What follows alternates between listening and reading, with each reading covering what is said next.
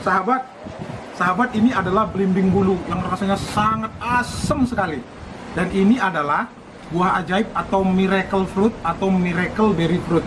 Nah, kita bisa memakan belimbing bulu ini dengan rasa yang sangat manis rasanya setelah kita mengulum buah ajaib ini. Kita coba ya, kita akan tes dan nanti kita akan saksikan. Sahabat harus nonton sebentar.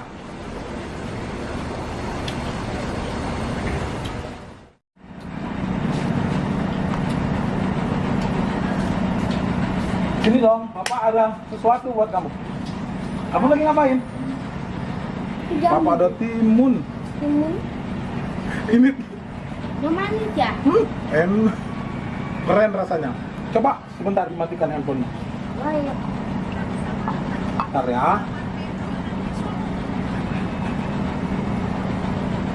Ini ya. Coba makan seperti Bapak. Buka. Apa asam?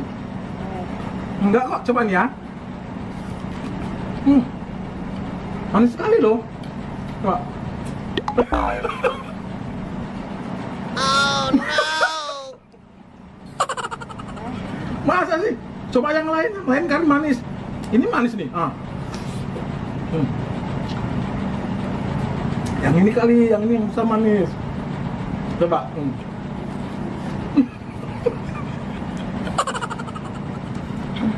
Astaga.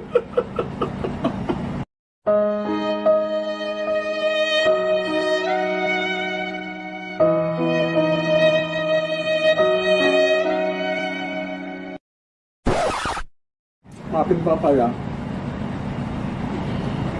Asam. Ya asam lah. Sahabat, ini adalah belimbing wulung. Rasanya asam luar biasa sebenarnya.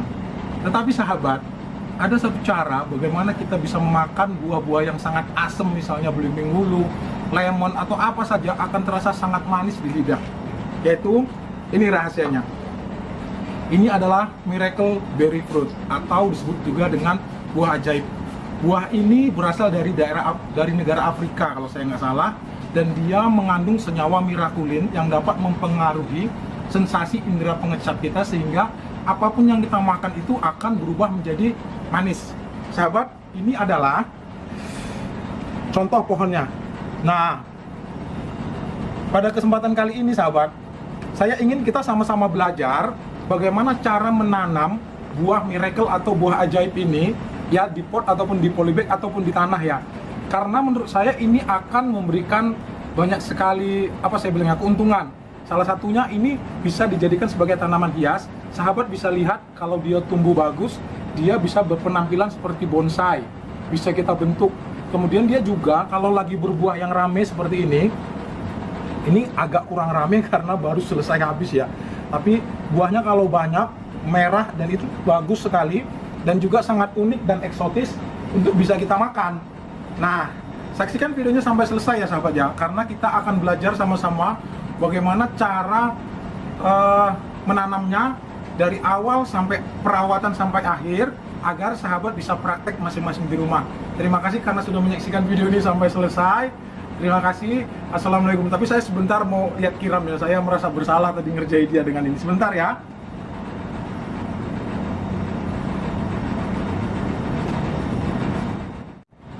Sahabat, langkah untuk kita bisa menanam pohon buah miracle atau miracle fruit seperti ini ya, yang saya tanam di pot ataupun yang seperti ini, kita harus mendapatkan bibitnya terlebih dahulu seperti ini.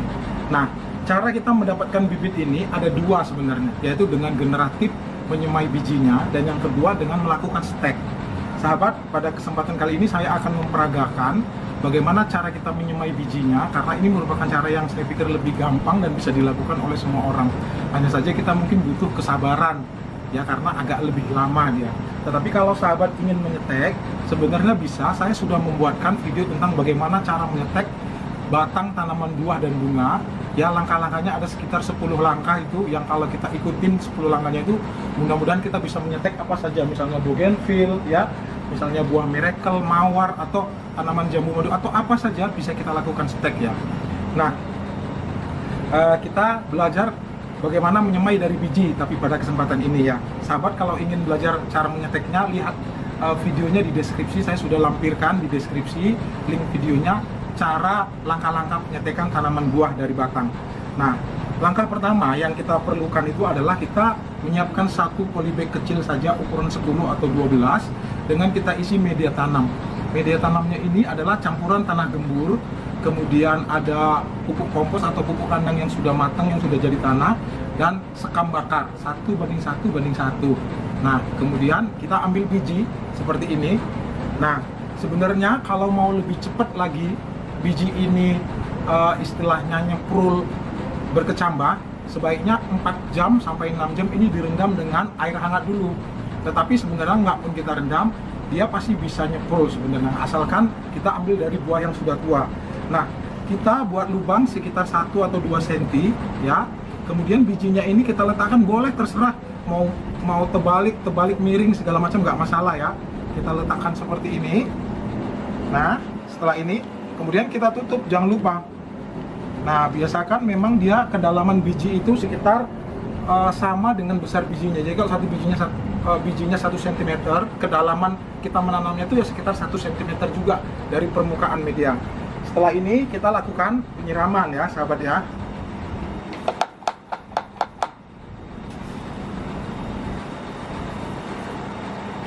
Sampai medianya lembab. Setelah seperti ini kita letakkan di tempat-tempat yang teduh ya sahabat ya. Jangan terkena terik matahari yang terik langsung, usahakan di tempat yang teduh. Misalnya kita letakkan di dekat-dekat pohon jagung yang sedang saya tanam ini ya. Boleh saya letakkan di situ. Nah, dalam 1 atau 2 bulan, 1 bulan dia akan berkecambah dan bertunas. Kemudian setelah berusia 2 bulan, hampir 3 bulan, dia akan seperti ini. Nah, kemudian kalau sudah 5 bulan, dia akan sebesar ini. Nah, kalau sudah sebesar ini sudah bisa kita pindah tanamkan, baik itu ke tanah, ke polybag, ataupun ke pot.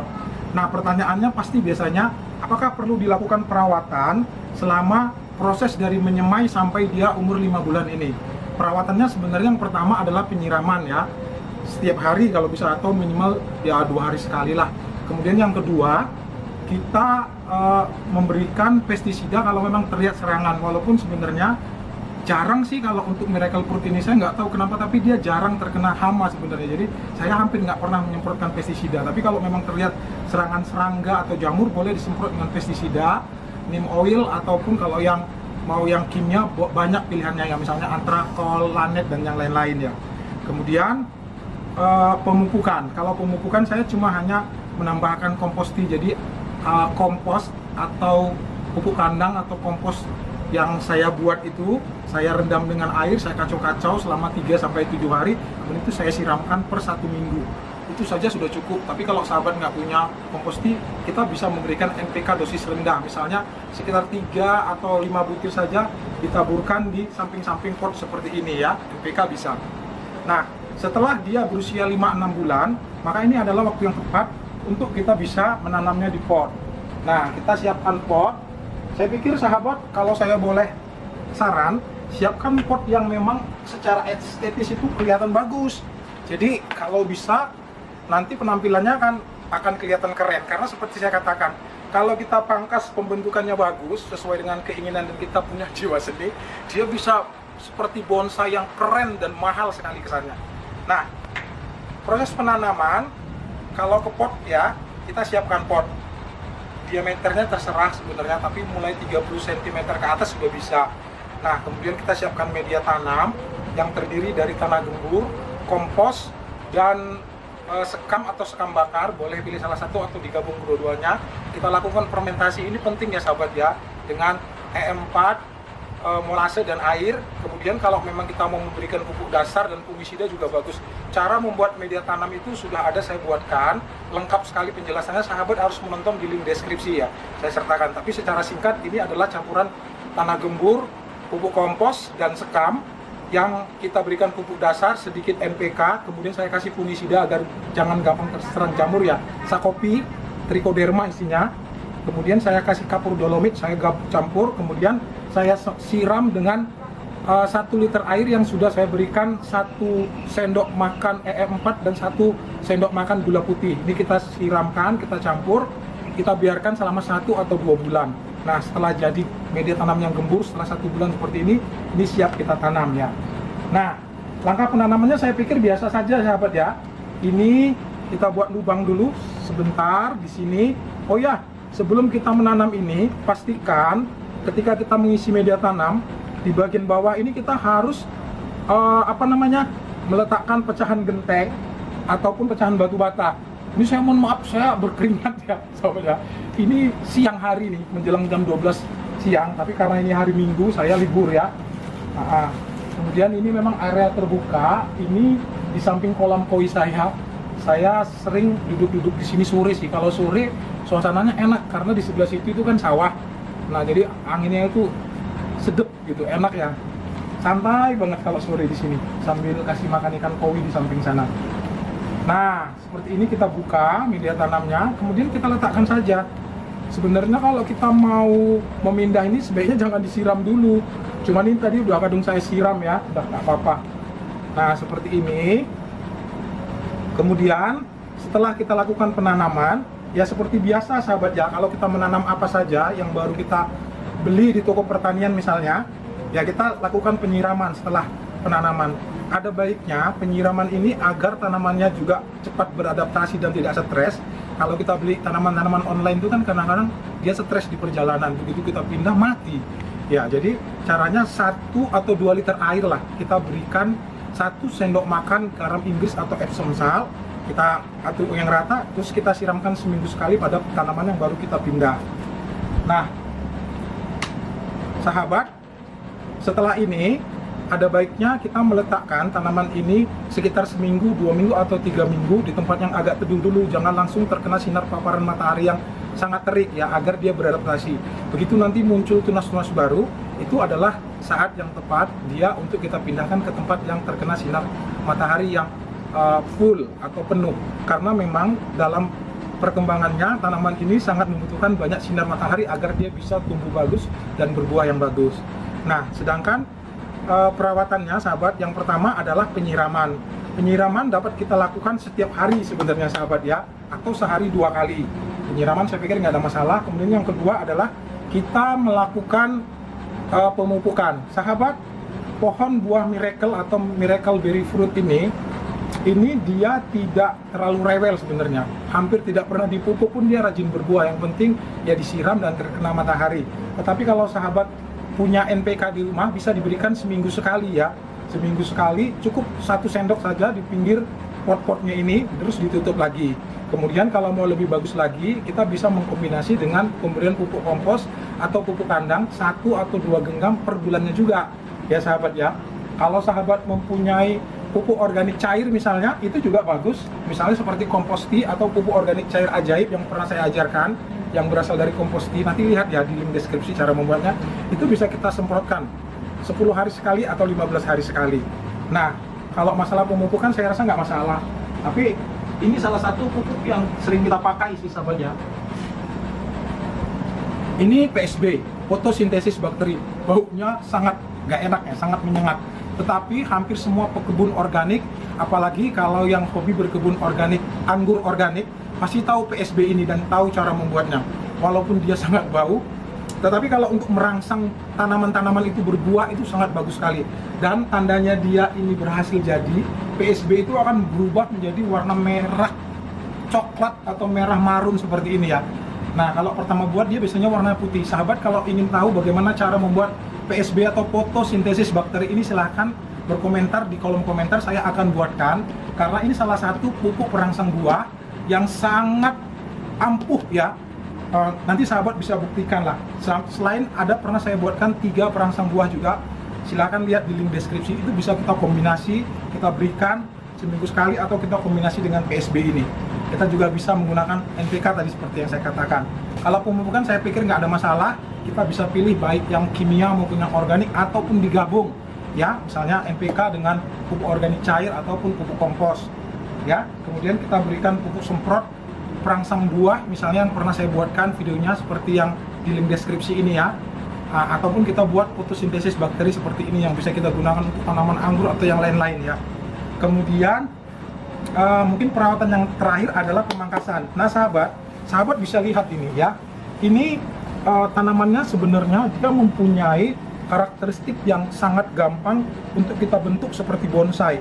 Nah kalau nanti dia sudah sebenarnya kita membentuk seperti yang kita inginkan, dan memang sebaiknya memang pemangkasan ini kita lakukan 6 bulan sekali atau paling lama 1 tahun sekali, tapi 6 bulan sekali udah cukup sebenarnya, agar selain dia tajuknya jadi lebih rapi, tidak terlalu rimbun, dan dia akan terlihat indah. Dan sahabat bisa bayangkan kalau nanti ini bunga-bunga semua ini semua berbunga ini nanti kalau dia sudah berbuah, dia akan kelihatan bagus banget ya, seperti tanaman hias, jadi nggak kalah dengan tanaman hias lainnya. Kemudian perawatan yang terakhir adalah pengendalian hama. Hama pada tanaman miracle fruit ini atau buah ajaib ini ada 2, yaitu jamur dan serangga. Kita bisa menggunakan pestisida organik yang spektrumnya luas seperti yang kita ajarkan dengan bahan dasar baking soda dan neem oil atau minyak daun mimba. Itu lihat di link deskripsi ya, kita bisa pakai itu 10 hari sekali, atau kalau ada serangan, tapi saya hampir nggak pernah kasih sih, cuma sekali-sekali aja. Tapi kalau misalnya kita nggak punya yang neem oil itu yang organik yang kita buat sendiri, kita bisa memakai, kalau untuk anti jamurnya ya amistartop atau anthracol, sedangkan untuk misalnya insektisidanya kita bisa menggunakan lanet atau prepaton ya. Tetapi saran saya kalau kita menggunakan kimia, kita harus benar-benar memperhatikan waktu pemberiannya. Sebaiknya kalau bisa jangan mendekati waktu panen, karena nanti kalau mendekati waktu panen kita takut residunya itu masih tertinggal. Tetapi kalau sudah 20 hari sebelum panen, ya biasanya residunya juga sudah nggak ada yang menempel di buah itu. Saya pikir itu saja mungkin sahabat yang bisa saya sampaikan pada kesempatan kali ini. Oh ya sahabat, ini adalah bunga bougainville. Bunga bougainville ini sebenarnya bisa dibilang bunga yang umum ya, tetapi sebenarnya kalau kita bisa merawat dan menyambungnya, kita bisa mendapatkan tampilan bunga bougainville warna-warni seperti ini ya. Dan ini menarik. Kalau sahabat kepingin tahu bagaimana cara perawatan bougainville yang mungkin akan membuat bunga-bunganya rajin berbuah, dan bagaimana cara menyambungnya yang lebih aman dan berhasil agar satu pohon bisa mempunyai 8, 9, 10 warna seperti ini, ya silakan berkomentar di kolom komentar. Saya akan berusaha membuatkan videonya. Terima kasih sahabat sudah menyaksikan video ini sampai selesai. Terima kasih. Saya ucapkan Assalamualaikum warahmatullahi wabarakatuh.